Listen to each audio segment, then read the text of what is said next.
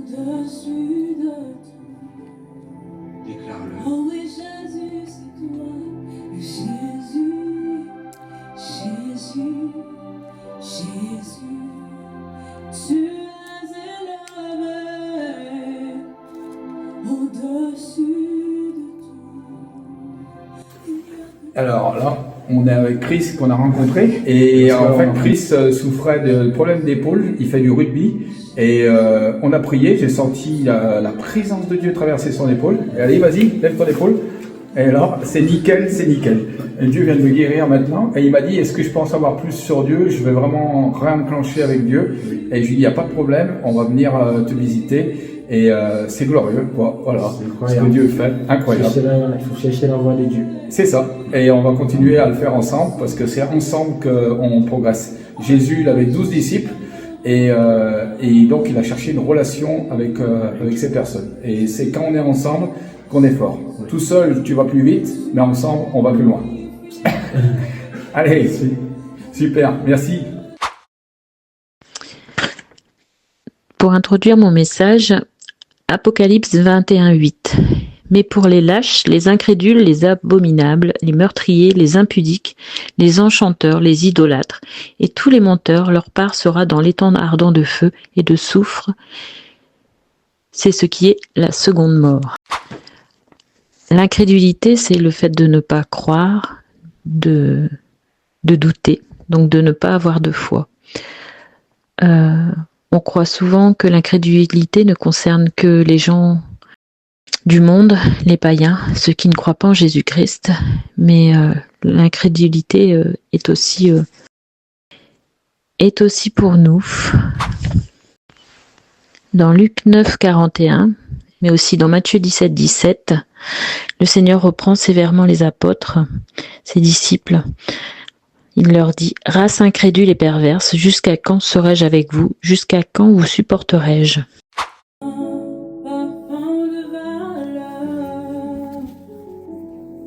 Sur toi est répandu. On sait qu'autour de nous, il y a beaucoup d'incrédules, ceux qui ne croient pas encore en Christ. Mais en fait, l'incrédulité, ce n'est pas que ceux qui ne croient pas en Christ.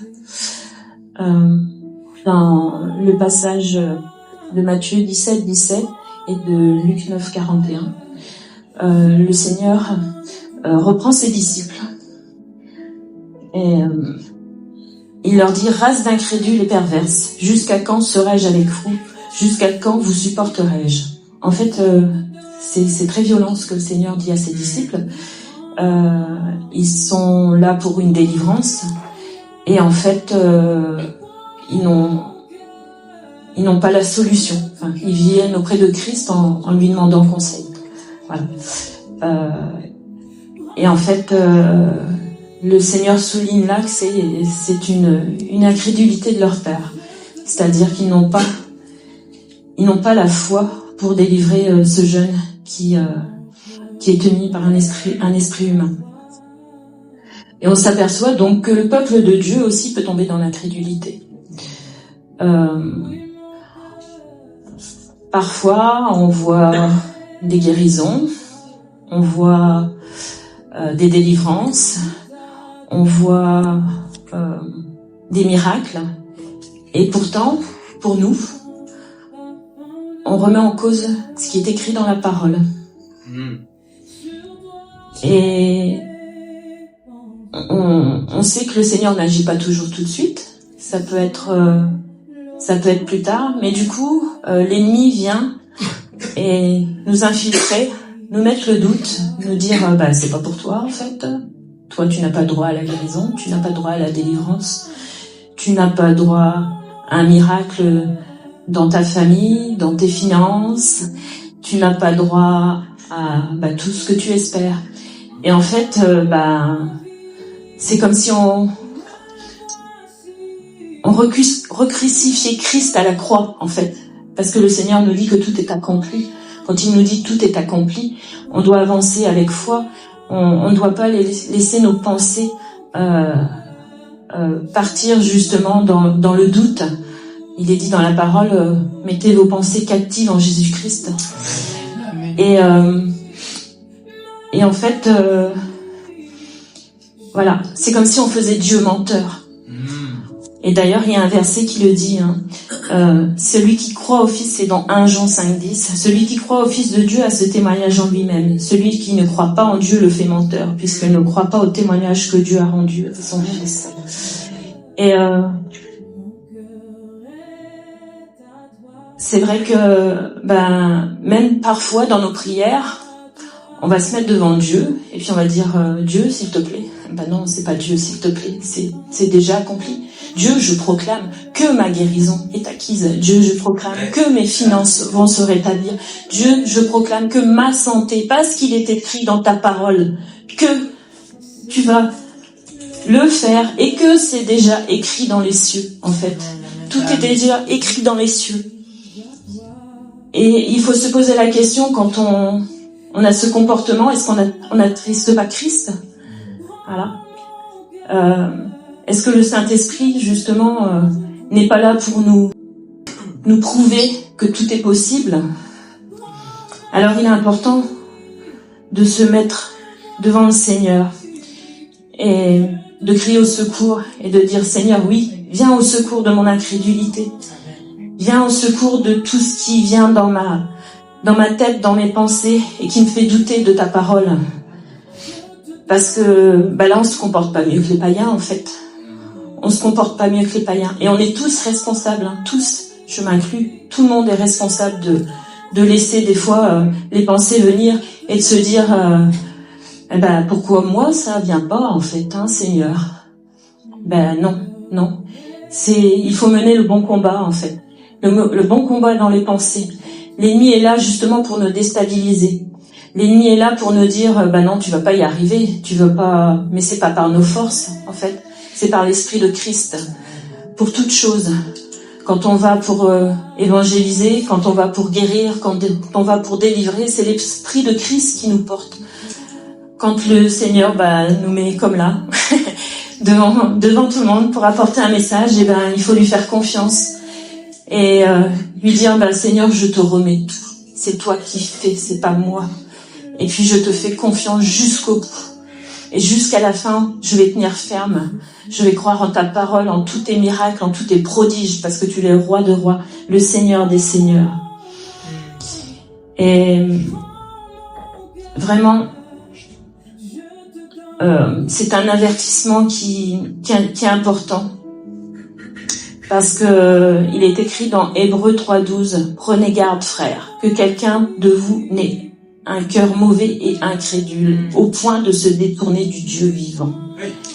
Parce que si une semence d'incrédulité rentre dans votre cœur, vous avez la possibilité que l'ennemi s'en serve pour vous éloigner de Christ.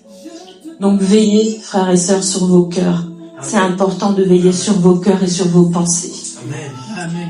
Et vraiment, je veux prier pour vous, pour nous tous, vraiment que le Seigneur nous donne l'assurance, la fermeté, de tenir ferme et d'éloigner toutes ces pensées de doute, toutes ces pensées qui viennent parfois dans la tristesse, parce que les épreuves nous affligent, à vraiment nous remettre devant le Seigneur. Et comme a dit Sandra, la louange aussi des fois, ça aide, à chasser les pensées. À chasser les pensées qui ne viennent pas de Christ, à chasser le doute et à remettre aussi la joie et l'assurance dans nos cœurs. Alors Père, merci de conduire nos pas dans ta vérité, Seigneur. Merci de garder ta parole dans nos cœurs, dans nos pensées. Seigneur, donne-nous du zèle, de l'assurance que tout ce que tu as fait à la croix, Seigneur, c'est pour nous. Amen. Seigneur, que tu es toujours à nos côtés, que tu veilles sur nous, que tu nous aimes d'un amour si profond que tu vas agir avec fidélité dans nos vies, Seigneur. Seigneur, nous te rendons gloire, nous te rendons tout, Seigneur. Et merci encore pour tout ce que tu fais pour nous, Seigneur. Je te demande de bénir mes frères et sœurs ici présents. Je te demande de les accompagner, Seigneur, de veiller sur leurs pensées, Seigneur. Je te demande de leur montrer combien tu es à leur côté, Seigneur. Et que, vraiment, quand l'ennemi vient les titiller, Seigneur, pour leur dire c'est pas pour toi, Seigneur, que tu leur dises mais tu es une perle précieuse à mes yeux. Tu es mon fils, tu es ma fille, et je serai toujours à tes côtés. Ne doute pas, ne doute pas. Amen. Amen. Amen. Amen. Merci Seigneur. Merci Seigneur de Dieu. Cécile, gloire à Dieu. Amen. Nous allons encore prier. Amen. Suite à ce qu'elle a dit, c'est très profond ce qu'elle a apporté. Ce message, elle a reçu il y a 2 semaines. Et je dis, Seigneur, il faut qu'elle apporte au peuple de Dieu. Amen. En fait, l'incrédulité, c'est un petit poison qui tue la foi de plusieurs. Il y a tellement de doutes aujourd'hui. Amen. Lève-toi là où tu es, on va déclarer ensemble. Seigneur, je ne veux pas être incrédule. Je ne veux pas douter. Car tu es un Dieu grand et puissant. Enlève, Seigneur, cette incrédulité qui menace ma foi, qui veut détruire mon adoration dans le nom de Jésus-Christ. Père, fais en sorte que je crois en ton nom, que j'ai foi en Dieu tout le temps, dans le nom de Jésus-Christ. Et je chasse l'incrédulité, je chasse le doute dans mon cœur, dans ma pensée. Je crois à la véracité de la parole, à la vérité. Je crois que le miracle est possible, les prodiges sont possibles, la guérison est possible, les transformations sont possibles, le changement est possible. Tout est possible à celui qui croit. Et je fais partie de ces personnes qui croient au nom de Jésus. Je fais partie des disciples qui croient. Je ne suis pas un Thomas. Je ne suis pas un Thomas. Je crois en Jésus. Aujourd'hui et dans l'avenir et jusqu'à l'éternité, je proclame plus haut que Jésus est vivant. Il n'est pas mort. Même s'il est ressuscité, je croirai encore. Seigneur, à son retour, je croirai encore. Dans le nom de Jésus. Merci Seigneur de faire de moi un homme qui croit. Même dans les épreuves, dans les difficultés, face à toutes sortes de menaces du diable, aux attaques spirituelles. Je crois que tu es avec moi. Tu veilles sur moi. Tu es mon protecteur, mon asile sûr, mon bon refuge. Et je marche la tête haute avec assurance dans le nom de Jésus. Tu as même qu'on programme ce matin. Ouvre la bouche et programme ce matin. Les grâces nous chassons l'incrédulité dans le peuple de Dieu. Nous chassons l'incrédulité dans la mission. Nous chassons l'incrédulité dans les âmes. Nous chassons l'incrédulité dans toutes sortes de marches avec Dieu. Nous croirons, même si Seigneur nous ne le voyons pas, il existe, il vit à jamais. C'est un esprit qui habite un corps. Il est venu habiter dans l'homme. Il est aussi venu habiter en Jésus. Alléluia. Dieu en Jésus. Il a dit, celui qui m'a vu a vu le Père. Seigneur, nous croyons en toi. Et tu es vivant pour nous au nom de Jésus. Amen.